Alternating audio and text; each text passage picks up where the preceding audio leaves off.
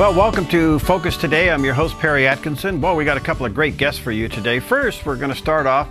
Our own Paulina had a chance to interview Constantina Palmer, who had a life-changing experience by visiting a woman's monastery. So let's join Paulina and Constantina as they talk about that experience. Well, a couple of years ago, 60 Minutes did a wonderful documentary on Mount Athos monastic community there. And Greece has been in the news recently about its financial crisis. And like I said, we've heard about the men's monastery there. However, not much had been said and shown about the women's monastery that exists in that Orthodox country. Well, joining us today is Constantina Palmer. She is the author of The Scent of Holiness, a beautiful book about her pilgrimage to Greece and her visits, several visits to different monasteries. So welcome, Constantina. I'm very glad you're joining us today. Thanks for having me. Tell us, let's start just, tell us why you became interested in those monastic communities and what prompted you to write this book. Well, even before I moved to Greece, which was 5.5 years ago, my family and I had visited monasteries here in North America. And so in Greece, I thought since we were there to take the opportunity to visit as many monasteries as I could. And so I started visiting a couple of the women's monasteries that weren't very far from the city I lived in, Thessaloniki. And so I just kind of kept going back. I developed relationships with the sisters and I really enjoyed it. So after sort of reflecting, after a couple of years of having gone frequently, I started to reflect on all the things that I learned, and I decided to start to write some things down. And in the beginning, I didn't anticipate it becoming a book, but that's how it turned out. And I felt like I had been blessed so much by visiting the monasteries that I felt like I wanted to share those blessings. What is it about the monasteries that made you want to go back there? I would say that it's the way that you can really feel the presence of Christ in the midst of a monastery, and in particular the way the nuns themselves act and react, that you see this constant sort of living out of the gospel precepts. And so for me it was, you know, if I wanted to be the best Christian I could be, I wanted to be around the people who lived the gospel as much as possible, so that I could learn to do the same thing. And that's what I found with the sisters, that, you know, the commandments of the gospels, that they would keep them and they would struggle to keep them. And just by being in their presence, these were the things that I began to sort of pick up on and begin to see and begin to try to imitate, though I still have a long way to go. Now, you visited several monasteries, even though your book is written as if it's taking place in one particular monastery. What, if you could kind of combine and look at the universal qualities that all these places shared, can you just outline a few? Yeah, there are different types of monasticism. There's only three. It's not like Roman Catholicism where it has different orders. And the monasteries that I went to were Cenobitic monasteries, which is a community that shares all things in common. So they eat, work, and pray together. And the monasteries that I went to, these were all this type. But even when they're different kinds, like there's a diarrhythmic where people sort of, each individual monastic does his own schedule. But the universal qualities that are in all Orthodox monasticism, really the basis of it is the vows that they take. And an Orthodox monastic takes the vow of chastity, poverty, and obedience. And these are universal qualities that you find no matter where you go within Orthodox monasticism. Now, with I've been to a men's monastery, and I've been to a women's monastery, and I know that there is such like a stereotype out there in the world that all monks do is pray, and some people even accuse them of doing nothing else, and that there's just this lazy people who escape the world, who escape the hard labor, and then they hide in these monasteries and do nothing. Now, when I went to a monastery, I found nothing but hardworking men. I mean, was that the case there as well, where you went? Yeah, absolutely. I've never seen anything like it, and the nuns work nonstop, constantly. So much so that a lot of times men who come to help them say, I can't keep up with them. They work too much. I can't. It's too much for me to be able to keep up with them, because they work long hours and they work hard work. Because they're self-containing, they're self-sort of supporting monastery communities, so they have to work in order to live. Well, can you describe just a day at a monastery? What do they do besides, obviously there is prayer involved? Just walk us through the day. So depending on the community, they'll get up at a different hour in the day. But generally, they always begin in prayer. So monastics have a personal prayer rules that they keep on their own. That, it may vary what it consists of, but they keep that on their own. On top of that, they do regular services together as a community in the church. So a lot of times they'll begin with matins. They'll do the office of hours, evening prayer, compline, and in between these time periods of prayer, they will work. And even while they're working, they're praying the Jesus prayer, different things like that. And then a lot of times they'll eat at least one meal together, a formal meal, which at least in Greece is the noon hour meal. And this meal is accompanied with spiritual reading, and they keep silence until the reading is finished. And it's very formal. It's almost like a church service. And then they'll go back to work, and then they'll have, in the evening, it depends. Some sisters eat, some won't. They do whatever they can according to their strength. Again, they'll go back to the church and have prayer services. And then again in the evening, a lot of times they'll do their prayer rule then, either in the morning or in the evening, in between hours of sleep.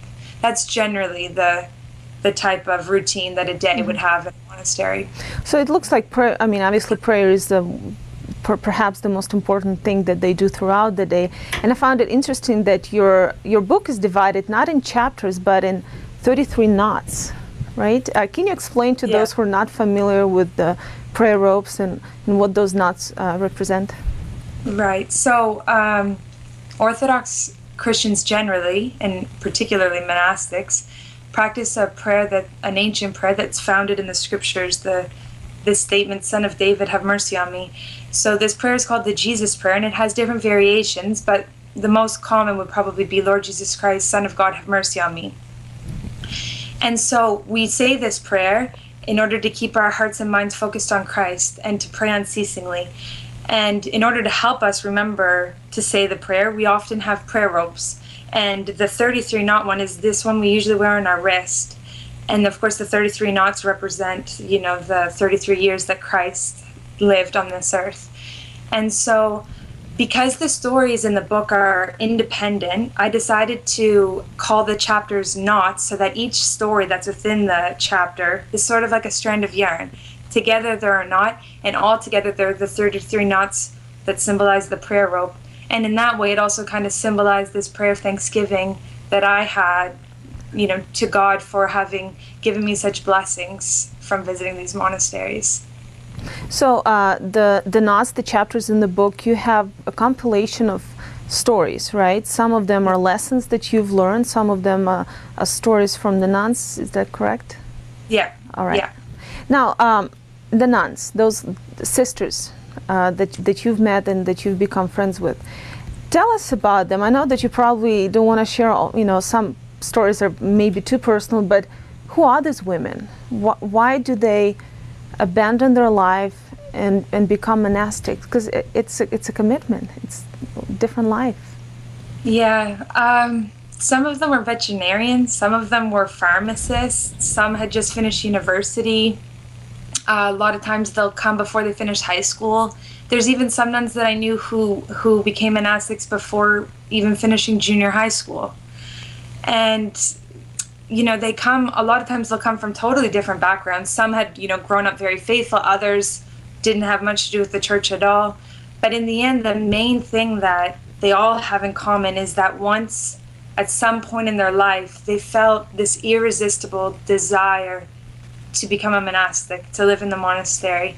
And they get it at different times. There are some women who were even married, and they decide with their husband to separate and to become monastics. And so, at the end of the day, the main thing that binds them together that you can see all across the board is this: they weren't able to deny this desire that they had to leave everything behind and to come to the monastery and to live for Christ as much as they possibly could by leaving everything else behind and all the distractions of the world. Now, it is very biblical. You leave your father and your mother, and so they enter the monastery. Now, can they still see their family? Do they have some ties with their family still? Yeah, most of the time they're still completely normal with their families. They have no problem. The family comes to visit them. They talk on the telephone. Unfortunately, there's times when the family will reject, and this happens actually quite frequently in Greece, at least in the beginning. A lot of times the parents will be against the child's decision to become a monastic, and they'll not talk to them, or they'll even try to make them leave the monastery. But over time, these things usually get worked out, and the only thing is sometimes if the family refuses to talk to the monastic has the obedience of calling the family and writing the family and keeping in touch so that the family doesn't become embittered towards them. And then I would assume that the monastery becomes the spiritual family, and the head nun becomes a spiritual mother, right? And then they have spiritual fathers. Yeah, absolutely. It's very much like a family, and the sisters are very much like sisters. All right. Well, the subtitle of your book is Lessons from a Women's Monastery, and I do want to talk about the lessons that you've learned. So after the break, we'll talk about that. One last question before we go into the break. Did you find that the women's spirituality differs from that of men, or because you've probably, you've visited different monasteries, but you chose to write about the women's. So is there a difference? I wouldn't say that the spirituality itself is different.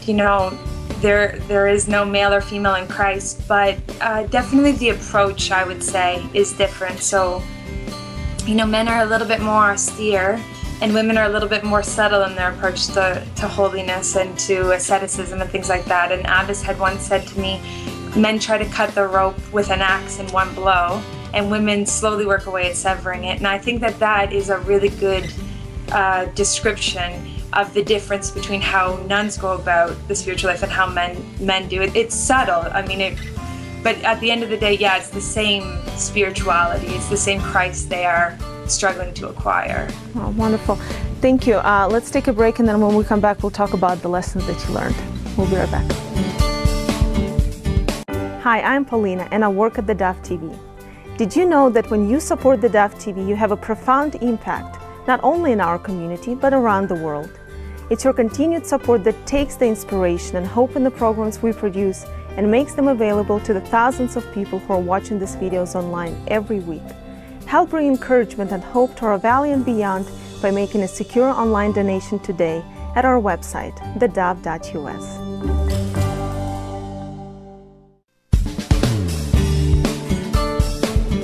Welcome back. Today we're talking to Constantina Palmer, the author of The Scent of Holiness. It's a beautiful book, collection of stories about women's monasteries in Greece. And Constantina went there for several years, studied at the university, and then compiled different stories, and here we have it, this book. Constantina, we've talked about spirituality and the life at a monastery. Now I want to go to the lessons that you learned. And I want to start with the first one. There was the story that you mentioned in your book, how the nuns received an order of black jackets. Can you tell that story and the lesson that came from that? Sure. So it was the first time I had visited the monastery, this particular monastery, and the sisters had ordered a bunch of jackets for all the nuns in the sisterhood. And when they took them out, they saw that all the sizes were wrong, and one of the smallest nuns came out and she tried on one of the jackets and it was still too small. And immediately I felt horrible. These jackets, I think, had been sent from America, and it was this great distance, and I felt really bad for them because they were going to have to send them back. And the nuns just laughed about it. To them, it was like no big deal. They just shrugged and went back to work. And I remember it making a very big impact on me because nobody got upset. Nobody blamed anybody else.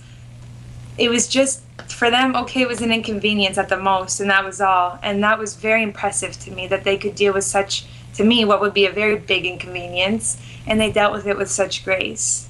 You mentioned laughter, and that was the revelation I had with the nuns or the monks I had met, that they're not this boring, closed people. They're very joyful. They're very lively. They have a great sense of humor usually. And from what I hear and from what I read, that this was your experience as well, right? Yeah, absolutely. How's that helped them in their daily struggle? Yeah, it absolutely helps them in their daily struggle, because it isn't always easy at the monastery, and it isn't always, every day isn't a bright day that has no problems. There's lots of problems that come up. And so the humor that the sisters and the fathers have is very good and helpful to help the environment feel lighter. But it's not crass, it's nothing inappropriate. It's very much like a child who takes joy in simple things and takes delight in sort of funny, simpler things. Nothing that's harmful or even degrading to somebody else. They tease each other, but in a very loving way. And this all helps with the environment of the monastery. A lot of times people have the impression that, even in St. Gregory Palamas's time, I remember they would say, oh, if you go to see monks, you'll see that they're just bent over looking at their navel, meaning that they're bent down praying. But the monastics really exhibit the joy of Christ, because ultimately, if we really are keeping the commandments of Christ, and if we really are living for Christ, then even the biggest sorrows in life, they're not sorrows. We're able to exhibit joy in all those moments, and that's really what the monastics are like. They gave up everything and they have nothing. It's like they say in the scriptures, but they possess all things. And you really see that with their joy. Now, in the monastery, there is a hierarchy, right? Even, they're all called sisters. There is a head nun. Talk a little bit about the obedience and what you have learned about that. Obedience is a huge thing in Orthodox monasticism, and I learned a lot about obedience there. The sisters practice what we call cutting off their will. So they do complete obedience to the abbess, who's their mother, their spiritual mother. And they also do obedience to one another, and especially a nun will do obedience to an older nun, someone who's older than them. And this is all done in the context of learning how to really live the words, not my will, but thy will be done. Because if we're able to entrust ourselves to our spiritual mother and our spiritual father, then by doing this in a relationship that we can see, we can get better at doing it with God and being obedient to God, and really abandoning our will and doing His will and learning His will. And by doing obedience to our spiritual mother, like the sisters do to the abbess, then it frees them and it allows them to do obedience, complete obedience to the will of God. We in our daily lives, we try to help people, we try to do good works. And when I was reading your book, what really struck me is when you talked about asking for help. I never really thought about the fact that we're so hesitant to ask for help, that for some reason, I don't know if it's pride or what it is, but it's something that you actually learned in a monastery, to ask for help, right? Yeah, absolutely. What does it do to us when we actually turn to another person and have them do something for us or help us with our tasks? Well, I would say, first of all, it teaches us humility, because at the end of the day, that's the most important thing that we need to learn, is that I can't be reliant on myself. I need to be reliant on God. And the way that we can learn to be reliant on God is by relying on other people. And why wouldn't we? I mean, why would I think that I could help myself any more than someone else could help me? Because usually we don't see ourselves clearly, and we don't see our situations clearly, because it gets muddled with our emotions, with our opinions, with our will. And when we ask and we employ the help of someone else, especially someone who we respect and someone who exhibits, discernment and prudence, then it's a big help to us, and we're more benefited from it for two reasons: because we're helped by the person who's wiser than us, and because we show God that, I put my head down and I accepted the fact that someone knows better than I do. And all of those things help to build our humility and help us see who we really are. What is monastics' attitude or mindset towards death? How do they treat that? Because obviously it happens there at the monastery as well. Yeah, monastics have a very if it's done properly, if monastics sort of live properly, they have a very healthy relationship to death. Altogether spiritual, but it's very healthy. So they keep what we call memory of death, which is every day you try to keep before you the memory that today I might die, right now I might die. And it isn't in a morbid way by any means. It actually produces in us this very healthy and helpful way to live our lives each day, because we say the way the monastics live is by believing that today may be my last. We believe that today is our only chance to show God that we love him with our hearts, minds, soul, and strength. It's today is the day that I need to love my neighbor as myself. And so they don't fear death at all, because they know that death is nothing. It's just a transition into eternal life.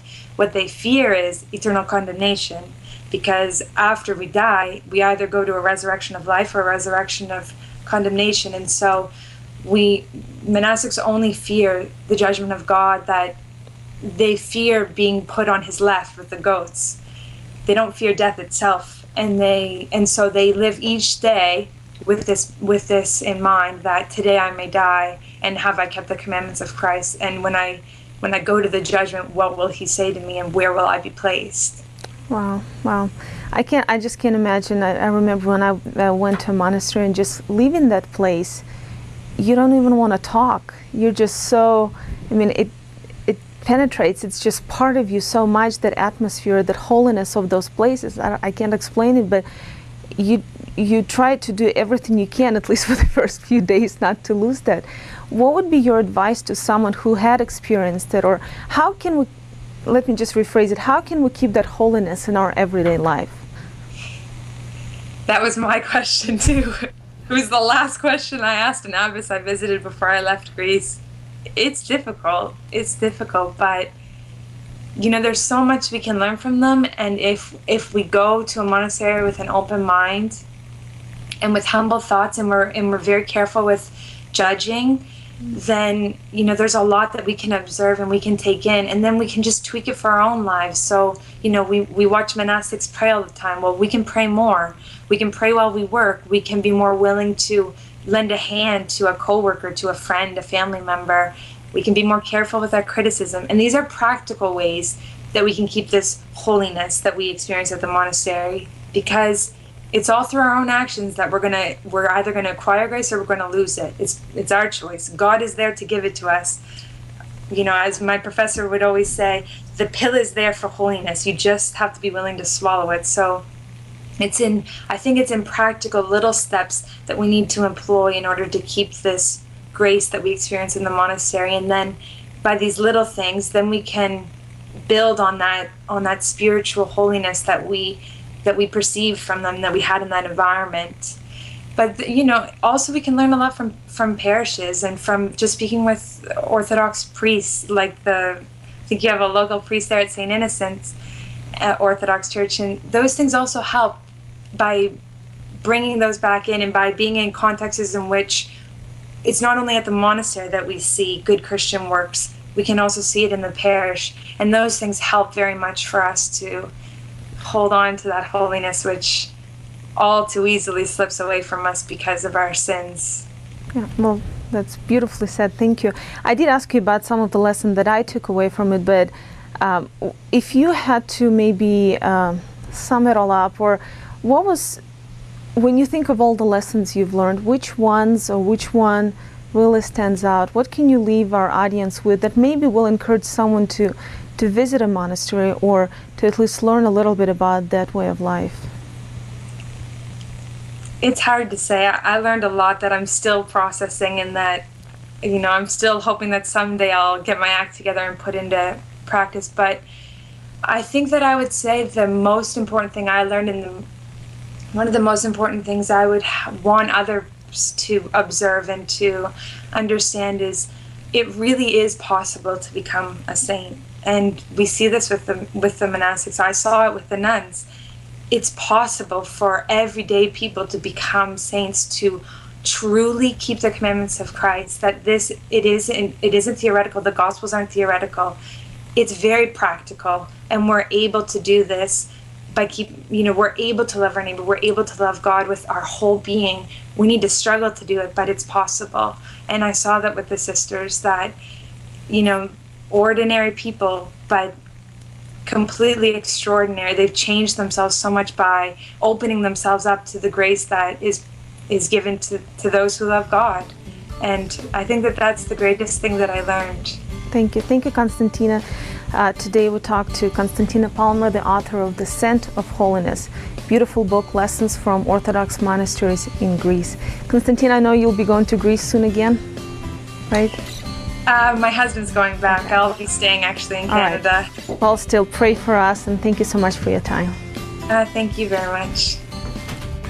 Well, fascinating story to say the least. Well, coming up on this Martin Luther King Jr.'s birthday recognition, we have a very special guest. We are really honored to have back with us Dr. Richard Land, and he is president of the Southern Evangelical Seminary, and he'll be talking about examples of redemptive forgiveness.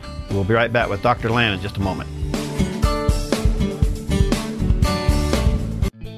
Hi, I'm Daniel and I work at theDove TV. You know, compared to Portland, Seattle, and LA, Medford might be considered a small market, but at theDove, we're excited about the opportunity to make a big impact right here in our community.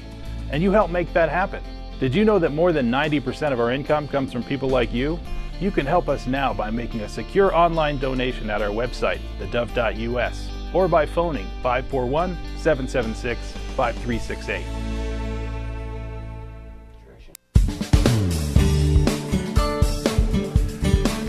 Well, today is one of those special days in our country where we recognize one of the great leaders in the past. Dr. Martin Luther King Jr.'s birthday recognition is today, and therefore a lot of people have the day off and aren't working.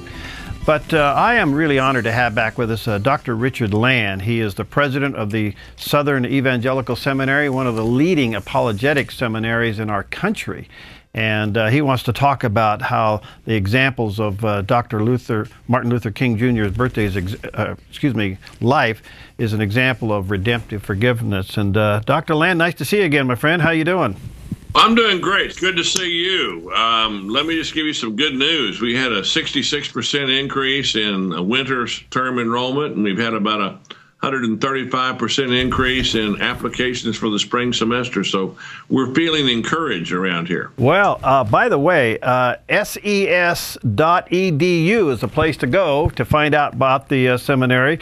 You were taking a sip out of your mug a few moments ago before you went on the air, and it's a beautiful mug. Well, thank you. It's an SES mug. I'll tell you what, I'll send you one. Oh, okay. Nice to see you, my friend. And by the way, if people who are interested in the seminary, go to ses.ed. ses.edu. Yeah. And when they go there, let me tell you, we got an incredible deal for free. They can find out how to download the SES app.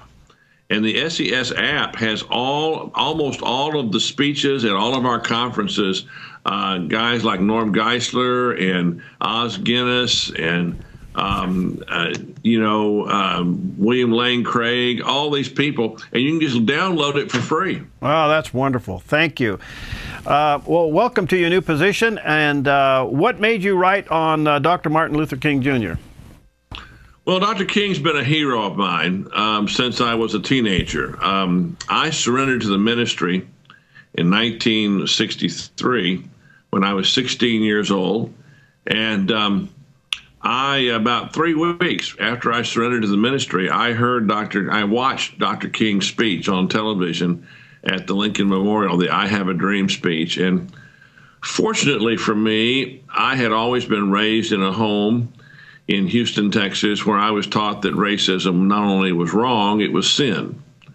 But when I listened to Dr. King's speech, it became very clear to me that my ministry had to involve not only knowing that it was wrong and saying that it was wrong, but speaking up against it whenever I encountered it. And at that time, alas, I still lived in what was largely a segregated society. Mm-hmm. 1963 was before the 64 Civil Rights Act and the 65 Voting Rights Act and the 67 Civil Rights Act, which largely did away with legalized segregation in the United States. And I I was profoundly moved by his ability to, he always said, those that you would change, you must first love. And I thought, if he can love Bull Connor, the racist, brutal police chief in Birmingham, and he can love George Wallace, the segregationist governor of Alabama, then I can love people too. And looking back on it, I'm more and more convinced that it's very difficult to imagine how we would have gotten through this terrible period in our history without a lot more bloodshed, had it not been for Dr. King's commitment to nonviolence and his ability to practice that transformative love. Those that you would change, you must first love. Wow. Boy, let me skip ahead and come back. What do you think of the race issue today as it relates back to what Dr. Martin Luther King Jr. was doing? We need Dr. King. We need him desperately. I'm very saddened to say that I think we have not made near the progress that we would have made had he lived. That America is still far too racially divided. The evidence for that erupts periodically with the O.J. Simpson trial, with the Trayvon Martin case. It erupts, and we see that there is still a deep racial divide in this country. And there are too many people who are attacking others and throwing around the term racism if you disagree with them, instead of practicing the kind of transformative love that Dr. King practiced. I was very gratified to hear Dr. King's daughter talk about the way to honor her father would be to cease aggressive actions, cease aggressive attacks, cease aggressive speeches, and reach out in love and reach out in reconciliation. That's what her father did. That's what her father would do. He was an incredible orator, wasn't he? He was that. He was the best I've ever heard. I've never heard anyone that was as eloquent as he was. What do you mean, Dr. Land, by redemptive forgiveness?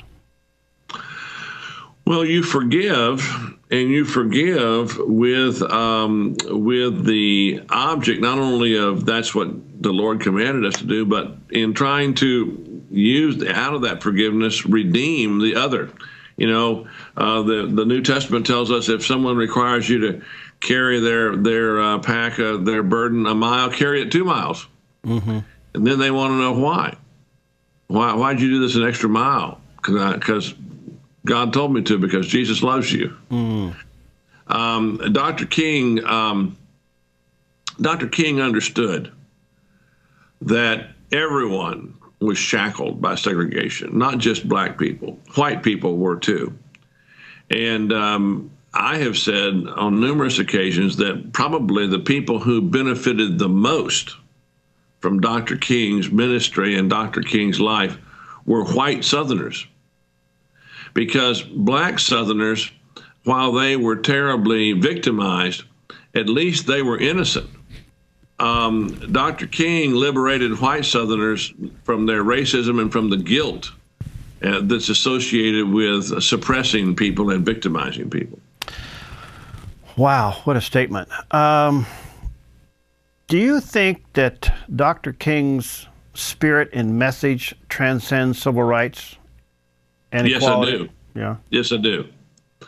I think it does. I think people forget that he was a Baptist minister. Right. And that the Montgomery bus boycott in Montgomery, Alabama, which was really the official start of the civil rights movement, was planned and organized in the basement of the Dexter Memorial Baptist Church in Montgomery, Alabama. In Selma, Alabama. This is, it's in Montgomery, Alabama. People forget this. People forget that his church was just a stone's throw from the state capitol. And he understood the New Testament teaching. Jesus, perhaps the most misunderstood and abused scripture in all of the Bible, is one of the most familiar. It's the Lord's Prayer. You know, our Father who art in heaven, hallowed be thy name. Thy kingdom come, thy will be done as earth as in heaven. Give us this day our daily bread. Forgive us as we forgive our trespassers. Now, we just rattle that off and we don't think about it. Do we really want to pray that? Do we really want to pray, Lord, forgive me the way I forgive my wife? Lord, forgive me the way I forgive my ex-wife? Lord, forgive me the way I forgive my boss? It says, forgive us as we forgive our trespassers. The Lord in the Lord's Prayer is teaching us to forgive. And it's the one thing he goes back to immediately. Immediately after the Lord's Prayer, he says, you know, if you don't forgive others, the Lord's not going to forgive you. Now, he's not talking about our heavenly salvation, but he is talking about the fact that an unforgiving spirit poisons the receptacle that holds it. And whatever anybody has done to you or whatever anybody has said to you, it's not worth what it does to you to harbor an unforgiving spirit in your heart. And we are to forgive those who wrong us. We forget to forgive those who have abused us, and to reach out and seek reconciliation with them. You know, the Lord teaches us, if remember in the gospel, if you come to the altar and you remember that your brother has aught against you, you go to your brother. Or if you remember that you have aught against your brother, you leave your gift at the altar and you go and you be reconciled, and then you come to the altar. Now, what I say is that means in marriages, if a husband and a wife have a fight and she goes and slams the door to the bedroom and he goes out in the garage and pretends to be rearranging his tools on his tool chest, that they're going to meet in the hallway and they're going to be reconciled. Very well said. Let me take a break here, Dr. Land. In fact, you remind me of something that one of my Bible school professors said: if you don't forgive, don't take communion. That's exactly, that's a very wise statement. Okay, we'll be right back with Dr. Land in just a moment. Hi, I'm Paula, and I work at theDove TV. Every day we get letters and emails from people who've been encouraged, blessed, and challenged by the programs on theDove TV. But we couldn't do it without you. Did you know that more than 90% of our income comes from people like you? You can help us continue to bring inspiration and hope to our community by making a secure online donation at our website, thedove.us, or call us at 541-776-5368. Well, today across the country we are recognizing one of our great leaders of the past, and that is the late Reverend Dr. Martin Luther King Jr. And with us today is Dr. Richard Land. He is the current president of the Southern Evangelical Seminary, one of the leading apologetic seminaries in the country. And let me encourage you, if you're interested in attending there or maybe hearing some of the speeches of their guest speakers in the past, you can go to ses.edu and find out more about the seminary and certainly some of their past guest speakers. And today we're talking about the late Dr. Martin Luther King Jr. And Dr. Land, do you think that that now that here we are 50 some odd years later, and he obviously has been politicized, maybe even to the point where ministers, evangelists, and pastors don't use his wisdom and his writings and his speeches as illustrations? Well, some don't. You know, I think he's actually less politicized now than he was during his lifetime. Good. I think that there are a lot of people in my generation who used to criticize me when I first started quoting Dr. King back in the 1970s, because they still perceived him as being part of a radical movement, and you know, there were all kinds of propaganda was spread about him, that he was a communist and all. You know, if you were alive back then, he was an extremely controversial figure, right? Because he was shaking the establishment to its core, and it needed to be shaken to its core. I would really encourage all of the people who are watching, if you ever get to Atlanta, take at least half a day and go to the Martin Luther King Museum and Burial Site, which is right there in the middle of Atlanta. It's the best use of video that I've ever seen in a museum, and it's right across the street from his boyhood home and where his burial site. And it's one of the most visited places in the world, in America, from people outside the United States. We tend to forget that Dr. King is a hero of immense proportions in the second and third world, around the world, perhaps even more so than in the United States. But I would say he's probably more quoted now and more beloved now than he was during his lifetime or shortly after his lifetime. Yeah, I would say you're correct in that. In the seminary that you're president of and teaching apologetics, do you encourage students to use him as a part of their means of defense of the faith? I do. In fact, I'm going to be speaking in chapel tonight. We are open today because we have classes. 60% of our students are online. So people all over the country are coming to our school, and we have classes at night. And so we had to have the class.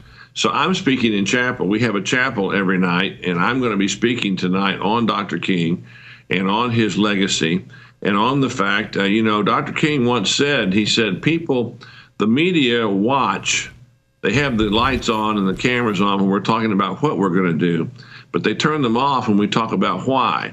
And he said they'll never understand the what because they don't really understand the why. And I remember one television reporter, when Dr. King died, they said, now this service is in a Baptist church, which is appropriate since his father was a Baptist minister. Well, Dr. King was a Baptist minister, and you can't really understand Dr. King apart from the fact that he is a Baptist minister. Just as a side note, have you ever read the book Start With Why? No, I haven't. I would suggest it's a secular business book, but you may want to read it because it explains exactly what you're talking about right there. I'll start with why. Yeah. Right. I will do it. Yeah. Where is that courage today that Dr. Martin Luther King had and the boldness he had when our culture is crying out for that kind of moral courage today?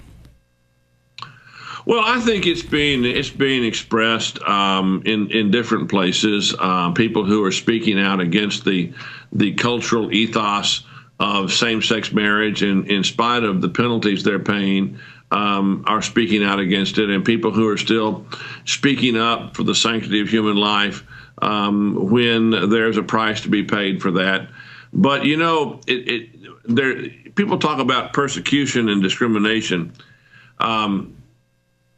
Very few people are endangering their lives to speak out against same-sex marriage, and very few people are endangering their lives to speak out against abortion on demand. They may be threatening their career, or they may be threatening a breach among some family members, but the vortex and the milieu in which Dr. King was operating, it's a miracle he lived as long as he did.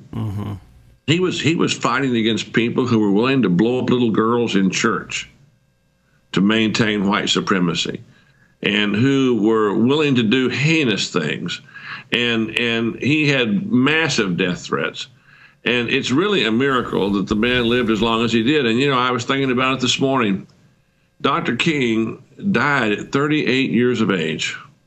My oldest daughter is getting ready to turn 40. My oldest daughter is older than Dr. King. And I can tell you, from my perspective, 38 is awfully young to die. Yeah.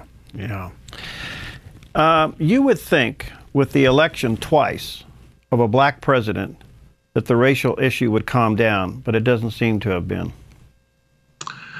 No, it doesn't seem to have, and I would have thought the same thing. I mean, people ask me about Barack Obama, and I obviously disagree with most of his policies. But the two things that I like best about Barack Obama is, number one, he gives every appearance of being a devoted, loving father and husband, which is a model we need in the White House, and that he's an African American. But unfortunately, his policies have probably harmed African Americans more than any other particular group in terms of his policies for the economy. Obviously, as a black president, that's not been his intention. But if you look at the black unemployment rate and you look at the different groups demographically and how they've fared economically, African Americans have probably fared more poorly than any other group economically under this president. And they're obviously, not going to blame an African American president for this. And so I think that the general lack of economic growth and the greater separation between the haves and the have-nots, which always comes unless the way to lessen the divide between the haves and the have-nots is to have growth. And when you don't have growth economically, that divide tends to widen. And then there have been those who have been quick to attack anyone who disagrees with President Obama about anything as being racist. Yeah, and that's just simply not true. But that charge poisons the atmosphere, right? And it poisons the debate. And it's also very dangerous because it makes it more difficult to identify real racism when it comes along. It's like the little boy who cried wolf. Yeah. You cry wolf all the time, and when the wolf finally shows up, nobody recognizes it. Where do you put Al Sharpton and Jesse Jackson in this argument? Well, I don't put them together. I don't put them together. I would argue that Jesse Jackson has a much longer track record and a lot more personal bona fides in his personal commitment to the civil rights movement historically than Al Sharpton. And this is a personal opinion. I believe that Reverend Jackson has behaved and does behave more responsibly. I think that Al Sharpton says a lot of irresponsible things on his television show, and sometimes not on his television show, and that he has been part of the problem, not part of the solution. But that's just a personal opinion. I don't think that's his intention, but I think that's the reality. So where do we go from here, Dr. Lamb? We seem we are more divided on this issue than ever, and for reasons that you have previously explained. What do you tell people of faith? What's our role in this? I think we have to be intentional. We have to be intentional reconcilers. I think that we have to not only denounce racism, we need to reach out and establish interracial relationships, brother to brother, sister to sister, family to family, church to church. And I think ministers need to take the lead in this and reach out and establish personal relationships with African American preachers, and let your parishioners see you socializing with an African American pastor and his wife and his family, and then bring together and have joint deacon retreats or joint elder retreats, and not just pulpit exchanges, but where you actually have relationship together. I challenge my friends all the time. I say, how many African American friends do you have? Not acquaintances, not business associates, but actual friends, people that you socialize with. They're in your home, and you're in their home. The most voluntary moments in American life are the most segregated moments in American life. And that's got to change. I think we've got to practice colorblind evangelism. We've got to reach out and seek to have as a goal that our churches will reflect the demographic breakdown of the country. That's what God would intend, is there would be no difference in the ethnic makeup of a church and the ethnic makeup of a community. Got to go, Dr. Lamb. Thank you. You're inspiring. Let me just include ses.edu if you want to learn more about the seminary. Thank you, my Hi, I'm Jim, and I work at theDove TV. Every weekday between 6 and 8 a.m., our award-winning news and sports team bring you the best morning show around. It's live, it's honest, and it's a whole lot of fun. And you help make it happen. Did you know that more than 90% of our income comes from people like you? You can help us continue to air local programs that share your voice by making a secure online donation at our website, theDove.us.